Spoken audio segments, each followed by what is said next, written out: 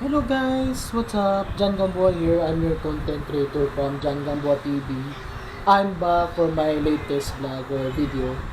So, papakita ko sa inyo kung ngayong 2026 pala, ito po yung unang food ko sa bahay. Yung niluto niya kanina, ito po yung sige, pakita ko sa inyo yung kung anong special food natin ngayong 2026. First video pa lang, no? 2026. Ipakita ko sa inyo to Ito po yung crispy tofu sisig. Yung nilalagay po yung siling berdeng sili. Pwede naman po berdeng sili o kaya dinagdagan pa yan ng sili labuyo. Yung medyo durog siya para mas lalo pang maanghang ngayong taon 2026. Tapos papakita sa inyo kung pipigayin to ng kalamansi. Nilalagay po ito sa baso. Ating kalamansi. Bubusan natin ng kalamansi juice. Ayan, binusan ko yung kalamansi juice. Mga ka-supporters natin ng John Gamboa TV. Sige, tikman ko na. Kasama po yung white rice sa aking video. Ayan, dito tayo. Dito sa aking mukha. Bago tayo matitikman, sa mga hindi nakakapalo, follow mo agad sa aming social media accounts. Lalo po sa TikTok, Twitter, dati Twitter, yung X. Tapos yung sa YouTube channel ko na 277 subscribers. Ang ginawa ko sa 277 subscribers kasi nag-upload ako ng YouTube shorts. Tikman ko natin kung gaano kasarap yung crispy tofu sisig ko.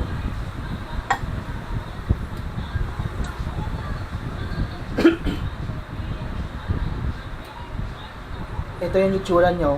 Tofu na tofu talaga. Nalalagyan yung sibuyas na rin. Ayan o. Ayan.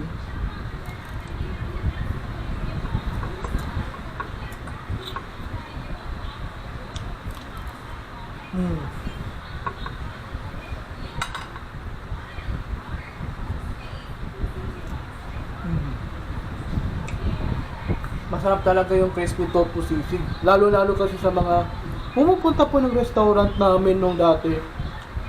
Yung binili po namin is pork sisig. Tapos, meron po tayong mga bagong balita na dinagdagan ng ingredients ng sisig, no? Yung bangus. Bangus sisig.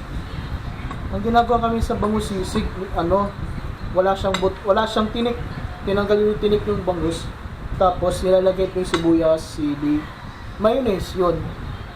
Sa mga restaurant meron yung mga bangus sisig. Mm.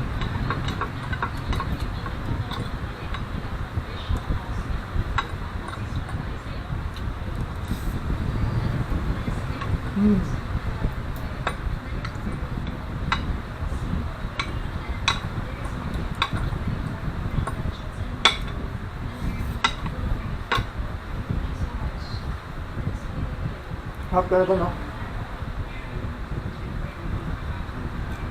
Hindi mawawala yung inumin ko ay tubig. No?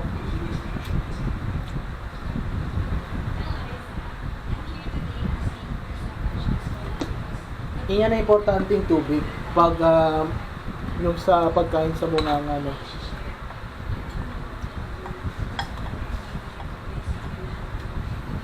One more time bago tayo matapos sa video na to. Ay, nakita mo yun, may tofu.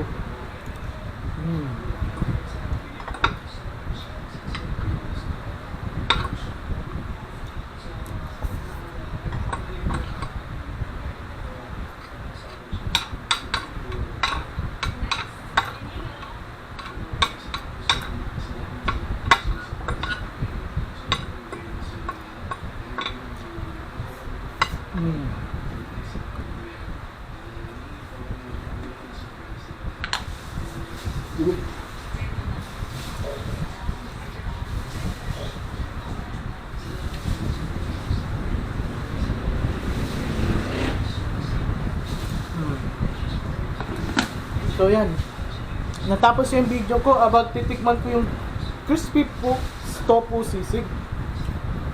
'Di ba? Available kasi ang mga various na sisig tulad ng pork sisig, bangus sisig, tsaka tofu sisig tatlong sisig na variable na pwede pilihan, no? Sa mga di nang subscribe, subscribe kayo ha, John Gamboa TV. 277 subscribers. Sana papurihin nyo ako sa food na ito. Ako po si John Gamboa. I'm your content creator for John Gamboa TV. See you for my next episode po sa John G Eats. Bye-bye po mga ka-supporters.